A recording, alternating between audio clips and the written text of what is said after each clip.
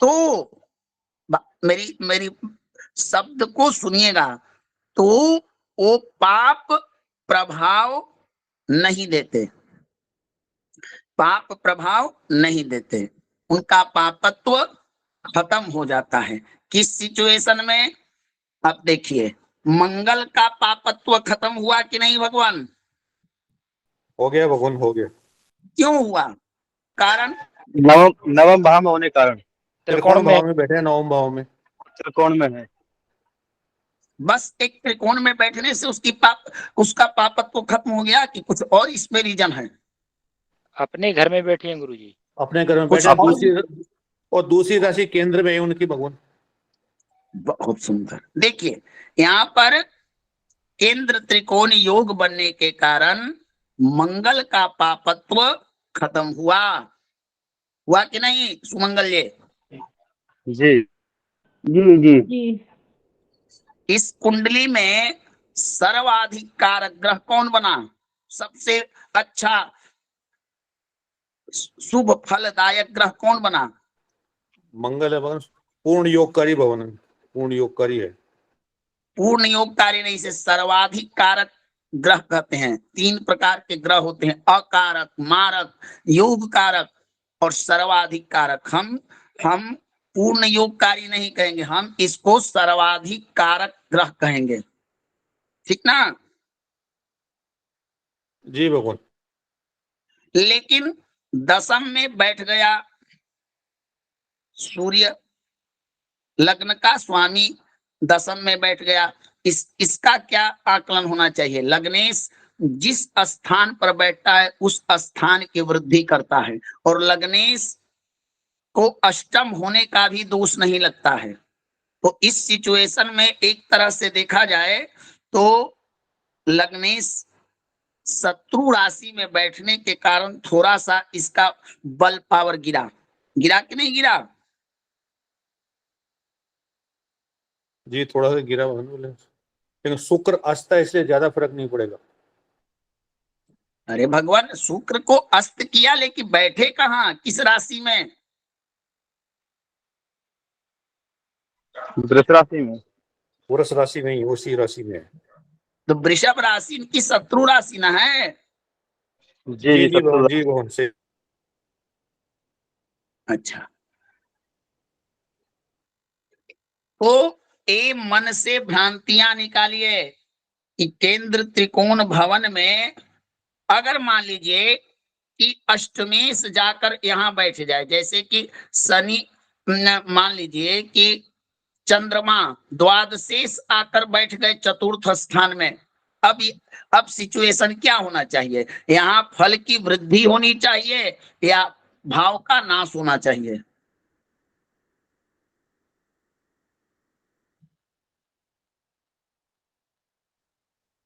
तो आपने पढ़ा है कि शुभ की भावा सर्वे शुभपति युता। जो भाव शुभपति कौन कौन हुए? त्रिकोणेश, केंद्रेश और गुरु बुध शुक्र, इनसे युत भाव की वृद्धि होती है। तो चंद्रमा इस कुंडली में द्वादशेष होते हैं, और द्वादशेष आके बैठ गया चतुर्थ भाव में, तो बुरे स्थान का स्वामी शुभ स्थान में बैठकर कहीं ना कहीं उस भाव को कमजोर करेगा ना? बोलिए। जी जी जी भगवान, जी भगवान। उसमें भी चंद्रमा नीच राशि का है कि नहीं? जी जी चंद्रमा की नीच भंग भी हो रही है भगवान, मंगल की दृष्टि पड़ रही है।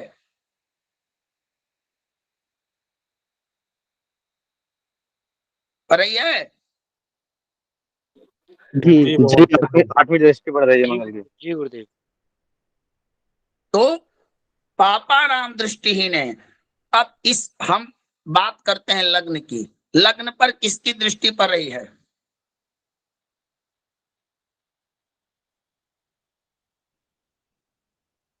कोई तो बताइए। जी आपकी स्क्रीन नहीं दिख रही गुरुदेव।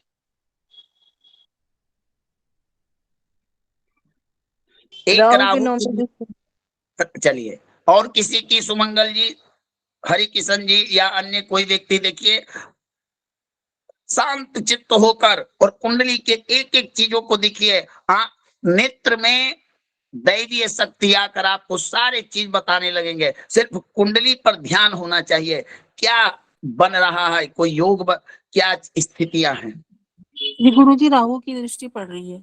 चलिए, हमने कहा था कि जो भाव शुभ भावपति से युक्त हो, शुभ ग्रहों से युक्त हो, उसका स्वामी बलवान हो तो भाव की वजह। अब देखिए, लग्न का स्वामी सूर्य नीच राशि में बैठ गया, केंद्र में बैठा ना,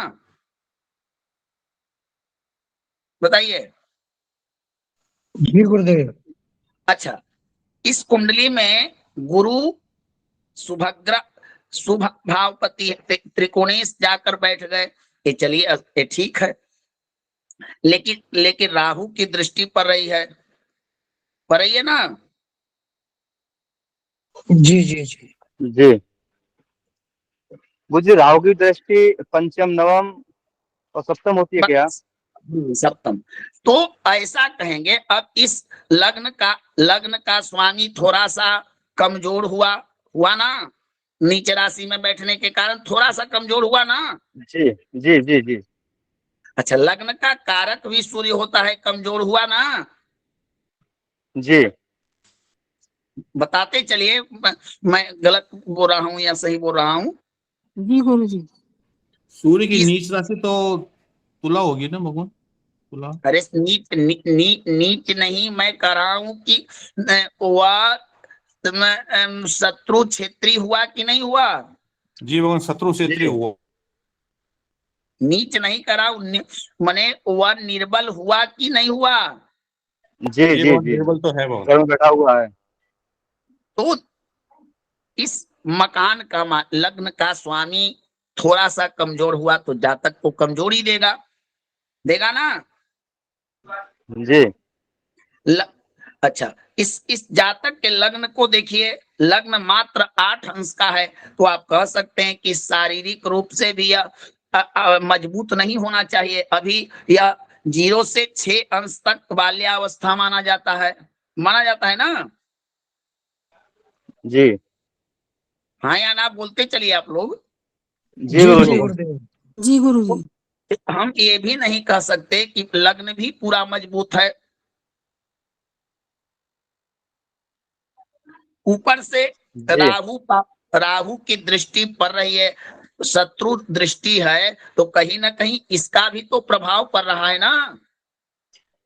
जी जी गुरुदेव, जी जी। पड़ रही है कि नहीं। जी बड़े गुरुजी। गुरुजी। तो हमने पढ़ा था कि जो भाव शुभ ग्रहों से दृष्ट हो, शुभ स्वामियों से युक्त हो, उसके स्वामी भी अच्छे हो, तो उस भाव की वृद्धि, तो कहीं ना कहीं लग्न इनका पीड़ित हुआ ना। हुआ गुरुदेव, हुआ। जी गुरुजी। समझ में आया आप लोग को। जी गुरुजी। जी भगवान। तो लिखिए, एक सूत्र लिखिए, किसी भी भाव का स्वामी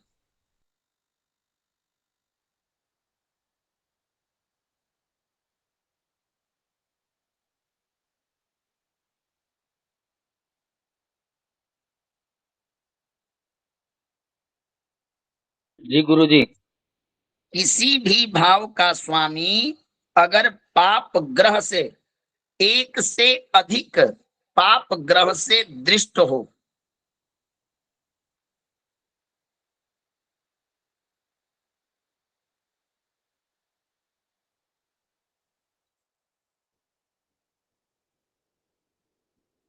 जी गुरुजी। युक्त हो,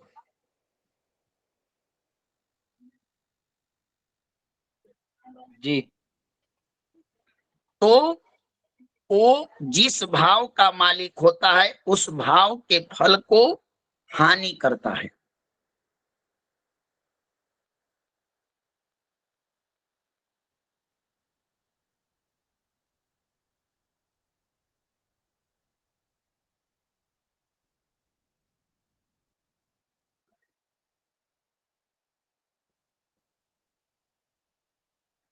जी अगर उस भाव से जिस विचारणीय भाव से, विचारणीय माने हम जिस भाव की चिंता कर रहे हैं,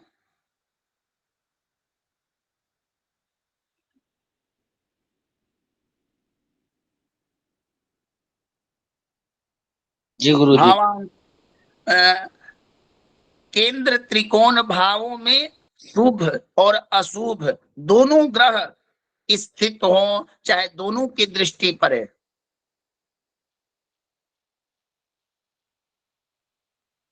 गुरुजी केंद्र त्रिकोण भाव में शुभ और अशुभ। हाँ, दोनों ग्रह स्थित हों।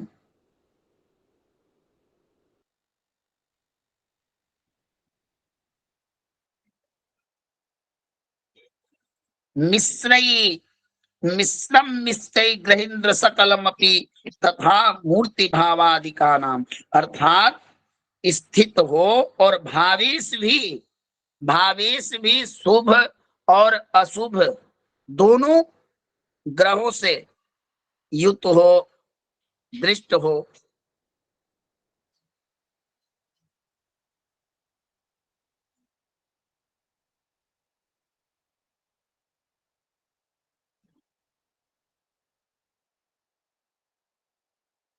जी गुरुदेव। तो उस भाव का मिश्रित फल होता है।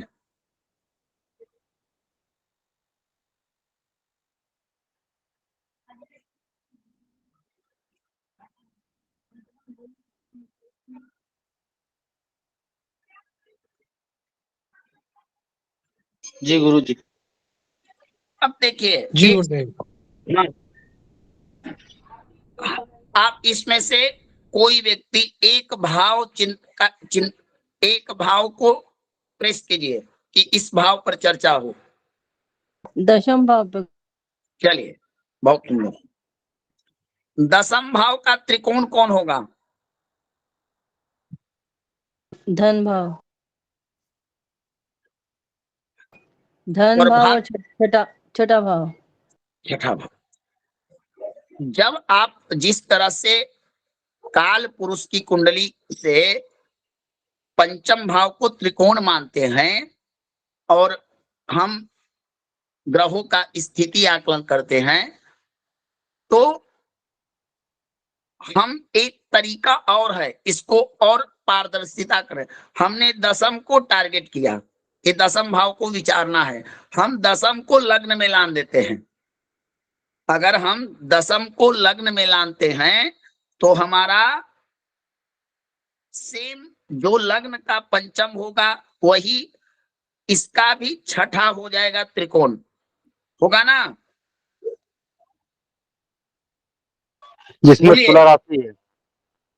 नहीं, कन्या इसका त्रिकोण होगा ना। दशम भाव का ना स्वामी। वृषभ राशि का पांचवा भाव कौन होगा? कन्या होगा गुरुदेव, कन्या कन्या। होगा। और भाग्य कन्या। कौन होगा? छठा होगा ना, जहां पर शनि बैठा है। जी तो अब यह देखिए, हमने लग्न से देखा कि दशम भाव का भाव अधिपति वहां बैठा हुआ है, दशम में सूर्य बैठा हुआ है, किसी की दृष्टि नहीं पड़ रही है, एक चंद्रमा की दृष्टि पड़ रही है, वो भी शत्रु दृष्टि पड़ रही है। शुक्र चंद्रमा किसी को शत्रु नहीं मानता है, मगर शुक्र चंद्रमा को शत्रु मानता है, नैसर्गिक मानता है ना। जी तो जिस भाव का विचार कर रहे हैं उस भाव से पंचम, नवम और द्वितीय भाव में भी अगर पापक ग्रह बैठे हों और सेम वही नियम लगे तो वह भाव यहां पर तो कमजोर होता था लग्न से विचार करने पर। अगर हम भाव से त्रिकोण देखें तो हमको पता चलेगा कि वो भाव एकदम पीड़ित होता है। समझ में आया आप लोगों को कि नहीं? मुझे एक बार और बोल दीजिए प्लीज। अब दशम हमने लग्न का तो त्रिकोण देख लिया कि 9 और 1 देखा ना। जी गुरुजी। लेकिन हम दसम का त्रिकोण चेक करेंगे। दसम का त्रिकोण कन्या और हुआ मकर। हमने देखा कि लग्न दसम भाव में ही बैठे हुए हैं सूर्य, शत्रु क्षेत्री होकर बैठे हैं ना। जी जी गुरु जी गुरु जी। चंद्रमा की नीच चंद्रमा की भी दृष्टि पड़ रही है ना। जी गुरु जी। चंद्रमा नीच का ग्रह कमजोर होता है ना। जी जी जी। अच्छा, मान लीजिए कि चंद्रमा को नीच ना कहकर चंद्रमा का नीचत्व तो खत्म हो रहा है, लेकिन चंद्रमा द्वादशेष चंद्रमा की दृष्टि पड़ रही है शुभ भाव पर, तो ये दृष्टि कहीं ना कहीं तो थोड़ा विपरीत प्रभाव देगी। जी शुक्र को मित्र दृष्टि से तो देख नहीं रहा है चंद्रमा, शुभ दृष्टि से देख नहीं रहा है। बोलिए। जी जी गुरु जी। तो इसका भाव तो पीड़ित हो गया ना। जी गुरु जी। बोलिए। अच्छा, हुआ कि नहीं? अरे हुआ कि नहीं भगवान? हाँ या ना बोलिए। जी गुरु जी। इसका भाव पीड़ित हो गया, भाव स्वामी अस्त हो गया, तो भावेश भी पीड़ित हो गया। अब इसको हम इसका त्रिकोण देखते हैं। कोई त्रिकोण में शुभ ग्रह बैठा हुआ हो तो देखिए इसका त्रिकोण भी खाली है। इसका एक त्रिकोण में शनि बैठा हुआ है। अगर इसके हम केंद्र के विचार करते हैं तो एक केंद्र में गुरु बैठे हुए हैं, एक केंद्र में चंद्रमा और शनि। तो एक स्थिति यही बनती है कि केंद्र में गुरु बैठ गया दसम भाव का। यही एक स्थिति बनी कि थोड़ा सा इसमें पावर आ रहा है। आया ना? जी गुरुदेव जी। समझ में आया आप लोग को? जी गुरु गुरु जी। जी त्रिकोण में तो एक में तो राहु बैठे हैं, एक में मंगल बैठे हैं। भगवान वो लग्न का त्रिकोण है, यहाँ किसी का त्रिकोण नवम पंचम। अगर हम चंद्रमा का त्रिकोण बनाए तो हमको अष्टमेश होगा कि नहीं? त्रिकोण का मतलब होता है जिस भाव से विचार करें उस भाव का पांचवा और नवा। ये जो त्रिकोण है लग्न का त्रिकोण है कि द्वितीय का त्रिकोण है, तृतीय का त्रिकोण है कि चतुर्थ का त्रिकोण है कि पंचम का त्रिकोण पंचम होगा। समझ में आया? जी गुरुदेव आ गए। यहाँ पर विचारने के लिए आपको ये भी देखना। अब हम पूछें कि यह बताइए कि लग्न का केंद्र तो आपको याद हो गया कि 1 4 7 10। अगर हम सप्तम का केंद्र देखें तो कौन सा भाव होगा? दसम, लग्न और चतुर्थ होगा ना। जी गुरुदेव जी। तो क्या आप लोग को समझ में आ रहा है या नहीं? हाँ जी गुरु जी आ रहा है। अब मान लीजिए कि ये जो शनि, हमको शनि का बल देखना है कि शनि के तो एक कोई भी भाव तभी बलवान होता है जब, अब देखिए सिंह राशि, इस लग्न के 4 शुभ भाव होते हैं किसी भी लग्न में। एक तो लग्न जो है स्वयं, चौथा, 7वां और 10वां, 9वां, 5वां। अब इस अब इन सब भावों में शुभ ग्रहों का प्रभाव हो तो यहाँ से विचारणीय चीजों की वृद्धि होगी ना। जी और यहाँ अगर पापक ग्रहों का प्रभाव हो तो नाश होता है। तो किसी भी कुंडली में भाव विचार करने के लिए हमें उस भाव को देखना है, भाव अधिपति को देखना है, उसके बाद भाव का त्रिकोण देखना है, भाव का केंद्र देखना है।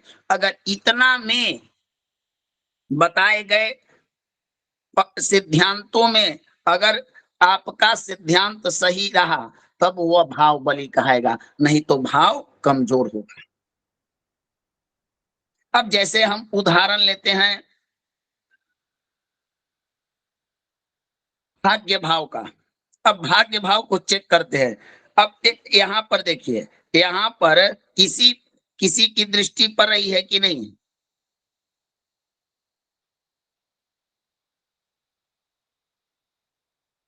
पर रही है कि नहीं बताइए? राहु की दृष्टि पर रही है और गुरु की भी दृष्टि पर रही है, पर रही है ना?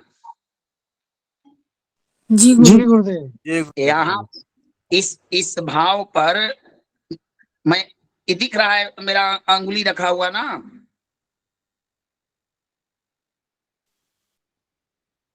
गुरुदेव दिखा वो आप कहाँ लोग? दिख रहा है? हाँ, 1 नंबर दिख देखो। रहा है। नहीं गुरुदेव वो कहाँ दिख रहा है? गुरुजी आपकी स्क्रीन शेयर नहीं हो रही है आपकी। ध्रुव ध्रुव जी तो लिखे हैं कोई वो clear है। एक उनका मिनट, एक शेयरिंग मिनट। दिख रहा है, स्क्रीन शेयरिंग। तो दूसरा कोई मत करे तो दिक्कत होगा भगवान हमको। प्रभु जी वो किए हैं शायद, कृष्णा प्रभु जी। कृष्णा जी आप मत कीजिए, मैं कर रहा हूं। चलिए हम इसी से पढ़ाते हैं। ये दिख रहा है आप लोगों को? ये दिख रहा है? जी भगवान दिख रहा है। जी दिख रहा है। अब देखिए, इसका हमको चेक करना है कि इस जातक का भाग्य कैसा है। भाग्य है तो हमने क्या किया, सर्वप्रथम ये देखा कि भाग्य भाव में कौन बैठा है। तो भाग्य का स्वामी ही बैठा हुआ है बलवान होकर। क्यों बलवान है? क्योंकि अपने घर का है, बैठा है ना? जी गुरुदेव जी। जी अच्छा, ऊपर से इसका बल बढ़ा रहा है गुरु नवम दृष्टि डालकर। जी लेकिन एक कंडीशन थोड़ा गड़बड़ हो जा रहा है भगवान, कि राहु की दृष्टि पर भी रही है। पर रही है ना? जी जी गुरुदेव। जी गुरुदेव, जी गुरुदेव। अब यहाँ पर शुभा शुभ दृष्टि हुआ तो गुरु की राशि में बैठकर जो जो राहु है, वो राहु अपना फल कम और गुरु का फल ज्यादा देगा। क्योंकि राहु जिस राशि के स्वामी के साथ बैठता, राशि में बैठता है, उस स्वामी के अनुसार उसका स्वरूप बन जाता है। क्योंकि राहु एक छाया है ना? समझ में आया? जी गुरुदेव, बिल्कुल। जी गुरुदेव। तो यहाँ पर हम यह कहेंगे कि संपूर्णता तो नहीं, अगर इस जातक का थोड़ा सा अगर धर्म कर्म में मन ना लगे, या करेगा तो जरूर, लेकिन थोड़ी कमी इस कारण होगी कि कोई भी ग्रह भले ही शुभ भाव अधिपति का स्वामी हो जाए, लेकिन जो प्राकृत स्वभाव होता है, नैसर्गिक उसका जो स्वभाव होता है, उसका भी प्रभाव करता है। जी गुरु जी। समझे सुमंगल जी? जी गुरु जी। क्लियर? समझ में आ रहा है आप लोगों को ना? जी हाँ गुरु जी, हाँ जी। जी। जी जी गुरुदेव। तो हमने देखा कि पंचम पर शुभ और अशुभ दोनों ग्रहों की दृष्टि है, राहु के अलावे कोई ग्रह नहीं दे। अब हम पंचम का त्रिकोण देखेंगे। पंचम के त्रिकोण में गुरु बैठा, एक और पावर बढ़ा कि इसके त्रिकोण में गुरु का बैठना अति शुभ हुआ ना? जी जी गुरुदेव, जी गुरुदेव, जी। अब उससे हमने इसका भाग्य देखा, तो भाग्य के स्थान में भी गुरु का ही प्रभुत्व है ना? जी गुरुदेव, है। जी दृष्टि पड़ रही है। अच्छा, अब यह जो भाग्य भाव है, सर्वाधिक एक्टिव ग्रह सिंह लगन के जातकों के लिए मंगल सर्वाधिक कारक ग्रह है। अब मंगल यहाँ का सबसे अच्छा ग्रह हुआ। देख कहाँ रहा है मंगल? तो एक देख रहा है व्यय को, एक देख रहा है पराक्रम को और एक अपने ही भाव को, सुख संपत्ति को। तो जब मैंने आपको बताया था कोई भी ग्रह अपनी राशि को देखे, अपने भाव को देखे, तो भाव की वृद्धि करेगा। तो जातक के पास जगह, जमीन, माता का सुख इत्यादि, धर्म कर्म में रुचि इत्यादि होना, शिक्षा में इसका अव्वल होना, हाई क्वालिटी की शिक्षा करना, ये सब चीज होगा ना। जी गुरुदेव। जी गुरुदेव। क्या सुमंगल जी, हरि किशन जी? जी भगवान, सही बात है। हाँ जी। जी भगवान। सूत्र ही कहा कि गुरुदेव आप, मंगल, हाँ बोलिए। गुरुदेव मंगल व्यय को कैसे देख रहा है जी? अब हमको चौथे दृष्टि चौथी भगवान। दृष्टि। नहीं, नहीं, चौथी दृष्टि है, चौथी दृष्टि। एक मिनट, हमको मंगल ने कहा कि मैं व्यय को देख रहा हूं। आप भी उससे टेलीफोन लगाकर पूछ लीजिए कि तू क्यों देख रहा है। राजेश जी, जी गुरुजी। 4, 8, 7 इसकी दृष्टि है, तो चौथी दृष्टि कहाँ पड़ेगी? व्यय पर पड़ेगी जी। भगवान मंगल मंत्री है, उसको ज्यादा पावर है ना। जी गुरुजी। इसकी दृष्टि अगर कम मिली तो राज्य में कोई उथल पुथल कर देगा, पूरा प्रशासनिक व्यवस्था ही खत्म हो जाएगा। जी गुरुजी। कुंडली में अंगारक योग बन रहा है भगवान।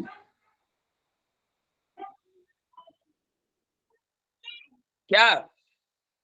जी जी जी।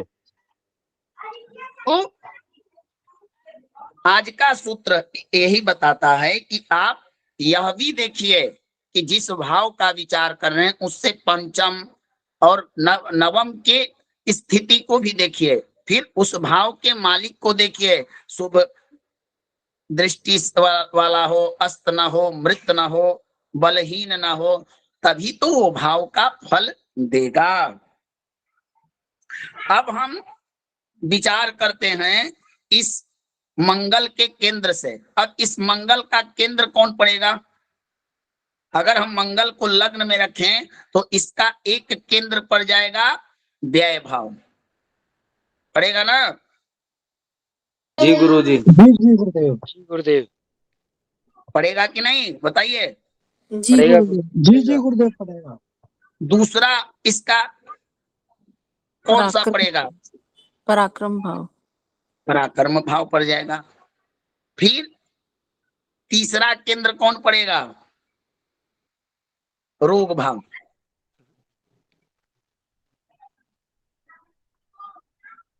जी।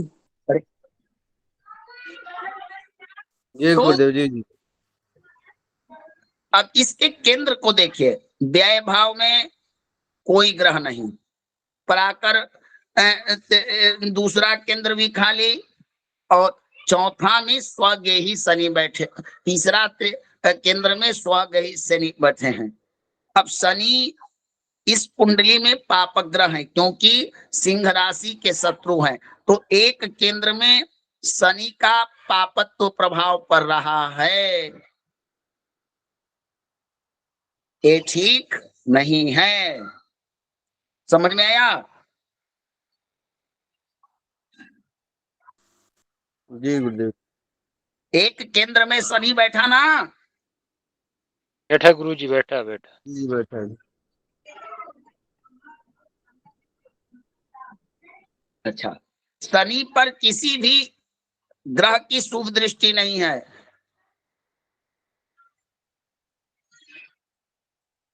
अच्छा, अब आप लोगों ने एक चीज और छोड़ दिया था, जब पंचम भाव का विश्लेषण कर रहे थे तो बुध की दृष्टि भी पंचम भाव पर पड़ रही है। जी गुरुदेव पढ़ रही। जी जी। तो एक एक चीजों को माले की तरह पिरोड़ना सीखिए, तभी आप भविष्यवक्ता बन सकते हैं। मोटे मोटे तौर पर नहीं, एक ऋषियों रिसर्च करता रह। इतना आसान नहीं है हो रहा शास्त्र।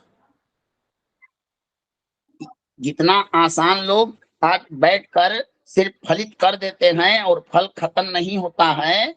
कहा गया है कि शांतो विनीता शुद्धात्मा देव ब्राह्मण पूजक विमुख पर निंदासु वेद पाठी जितेंद्रिय। ऐसे लोग ही देवज्ञ बनते हैं। देवज्ञ जो शांत हो, विनीत हो, जिसमें वेद मंत्र का अभ्यासी हो। प्रमाणम वचनम तस्य भवेत्तेव न संशय। और सिद्धांतों का प्रमाण दे। आज मैं जो चीजें बता रहा हूं, कल आप जब अपने आप से तर्क कीजिएगा कि कैसे कमजोर है, तो ये प्रमाण ही आपको तर्क संगत लगेगा। यही सिद्धांत है। क्यों? ज्योतिष में 3 ही चीज तो जानना होता है, कब, क्यों और कैसे, है ना। आपके पास कोई भी अपनी जिज्ञासा लेकर यही आता है कि गुरुजी मेरा संतान कब होगा। और संतान क्यों नहीं हो रहा है, यही ना आएगा। जी जी गुरुदेव जी। मेरी नौकरी क्यों नहीं लग रही है, लग रही है तो अच्छा ढंग की मिल क्यों नहीं रही है। तो कब, क्यों और कैसे। तब कब होगा, क्यों नहीं हो रहा है।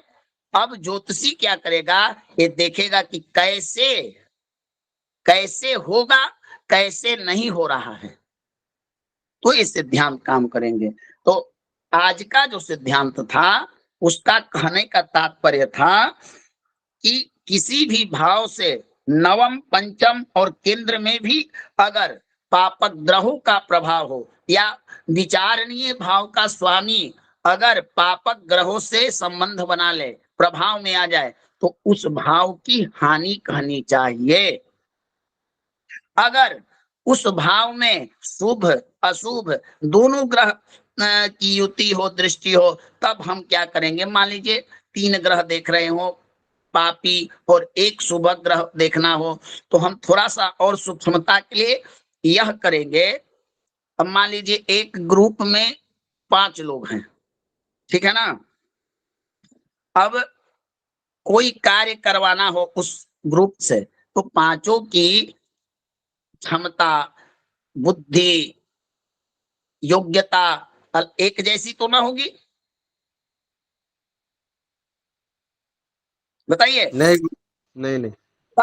तब हम क्या करेंगे, तब योग्यता के जानने के लिए हम उसका बल देखेंगे कि बलवान कौन है। बैठने से क्या हो जाएगा।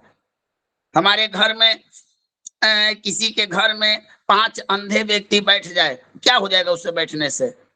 अंधा व्यक्ति अगर घर में बैठ जाएगा, तो अगर बुरा भी रहेगा, तो कम से कम वह तो एक आंख वाला चोर और एक अंधा चोर, दोनों में अंतर होगा ना। जी गुरुदेव जी। जी गुरुदेव जी। एक आंख, एक नेत्र वाला चोरी करेगा, एक अंधा करेगा। अंधा तो आपको मान लीजिए कि अपने इशारे से करेगा, या अंतःकरण के भाव से कि करेगा। अच्छा, अंधा को पकड़े जाने का डर रहेगा क्योंकि उसको दिखता नहीं है। लेकिन अगर कोई आंख वाला चोरी करेगा, तो वो तो रास्ता उसका सब देखकर तुरंत चोरी करके भाग जाएगा ना। जी जी गुरुजी। तो उसी प्रकार 5 ग्रहों में बल देखिए, बलवान कौन है। जो बलवान ग्रह है, अगर शुभ ग्रह बलवान है और अशुभ ग्रहों की दृष्टि कमजोर है, बलहीन है, तो तब वृद्धि और नहीं तो हानि करेगा। तो होता क्या है कि फलित में लोग बस दशा, अंतरदशा, उच्च नीच इत्यादि की व्याख्या करते हैं। इसी कारण 100% फलित उनका सटीक नहीं होता है। और ये जो सिद्धांत है, मैं बार बार कहता हूं, ये बड़े बड़े ऋषि मुनियों के द्वारा प्रणीत सिद्धांत हैं। और ये सार्वभौमिक सिद्धांत कहे जाते हैं। चाहे 12 मिहिर हो, चाहे मंत्रेश्वर हो, चाहे आपके पराशर हो, चाहे नारद संहिता हो, चाहे सूर्य संहिता हो, जितने भी जात का भरण से लेके जात का अलंकार इत्यादि जितने ज्योतिष के ग्रंथ हैं, सबने इन सिद्धांतों को एक मत से माना है। तो ये सार्वभौमिक सिद्धांत कहे जाते हैं, और इन्हीं के आधार पर जब आप फल कथन कहिएगा तो 100% आपका फल सटीक होगा। और जो ये सिद्धांत पढ़ लीजिएगा सम्यक प्रकार से, तो दशा अंतरदशा तो मैं बताते चलूंगा और आप लोग उसका कैलकुलेशन करते चलिएगा कि ओ एकदम समझ में आ रहा है। तो याद रखिए, किसी भी भाव का स्वामी त्रिकोण में बैठकर, देखिए इस स्थिति को जानिए, केंद्र में शुभ ग्रह बैठ जाएं तो शुभ फल दे नहीं पाते, केंद्र में पाप ग्रह बैठ जाएं तो पाप फल दे नहीं पाते। त्रिकोणेश कभी भी बुरा नहीं होता है। ज्योतिष ने कहा त्रिकोण का स्वामी कभी बुरा नहीं होता है, लेकिन ऐसा उन्होंने नहीं कहा कि बुरा व्यक्ति वहां पर अगर बैठ जाए तो अपना स्वभाव छोड़ देगा। अगर आपके त्रिकोण में शनि राहु केतु बैठे, ठीक है, वो बुरा नहीं है, उनको बुरा नहीं कहेंगे, लेकिन बैठने के कारण उस स्थान की थोड़ी तो कमी करबे करेंगे, न करेंगे? बोलिए। जी गुरु जी। अब किसी भी आतंकवादी को माला पहनाकर, खूब बढ़िया से उसको चंदन लगाकर, भगवा वस्त्र पहनाकर और शंकराचार्य जी के मठ में उसको ले जाइए और वहां उसको ठहरा दीजिए। अब वह व्यक्ति पवित्र स्थान पर गया है, लेकिन जो उसका नैसर्गिक स्वभाव है दुराचार का, वो वहां जाकर इतना समाप्त नहीं होगा। वहां जाकर वो अपना जो स्वभाव है वो प्रकट करबे करेगा। क्या जी, जो प्राकृतिक स्वरूप मिला प्रकृति से वो नहीं भूल सकता है वो अपना। गीता में देखिए भगवान ने कहा प्राकृत गुण मनुष्य का कभी समाप्त नहीं होता है, और आकाश मंडल में जब इनका प्रभाव बुरा माना गया है तो कुंडली के किसी भी स्थान पर बैठे, हमने यहाँ दो चीज समझने होते हैं। एक की त्रिकोण में बैठकर ये पाप प्रभाव नहीं देगा, आपका बुरा फल बढ़ाएगा नहीं, लेकिन शुभ फल भी आपका नहीं दे रहा है। तो कहीं ना कहीं ये गड़बड़ी ना है।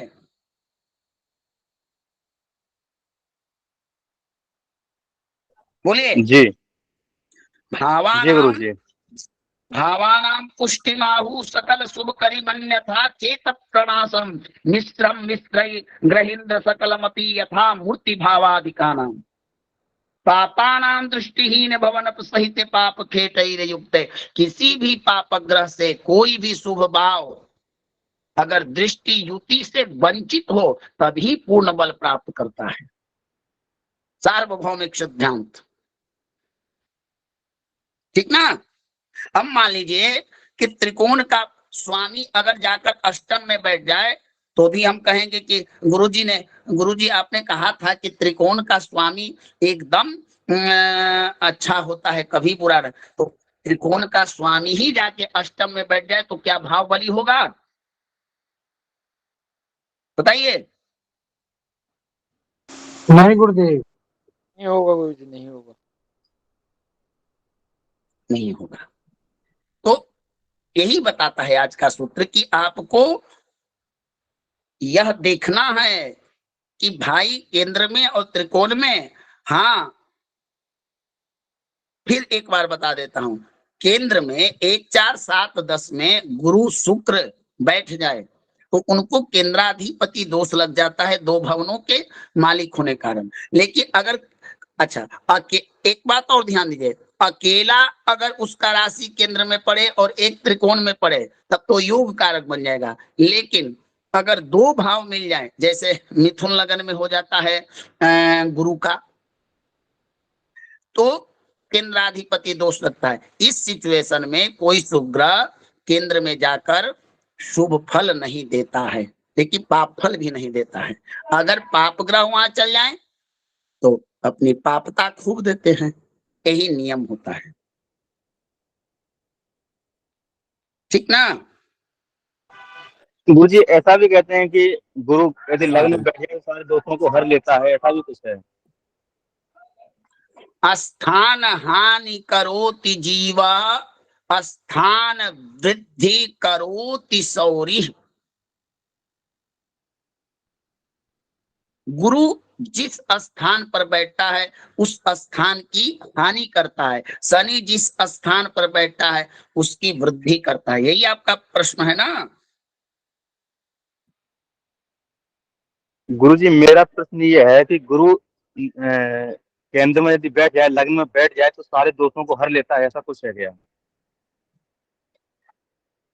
यस्य केंद्र स्थिते देव गुरु हंति तस्य सर्वदोषा। जी जी जी जी जी। भगवान उस सिचुएशन के लिए बनाया गया है जब गुरु संपूर्ण बलवान होकर बैठेगा। जी चलिए, तो समय भी हो चुका है। आज का सूत्र आपको समझ में आया या नहीं आया? गुरु जी भगवान समझ में आया।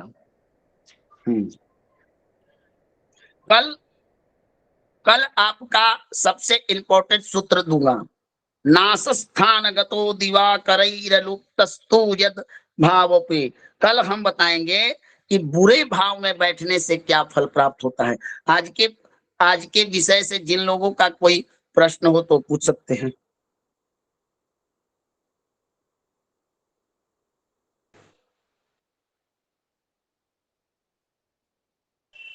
जी गुरु जी मेरा है।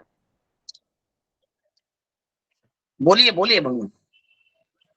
गुरु जी ये जो लगन से गिनते हैं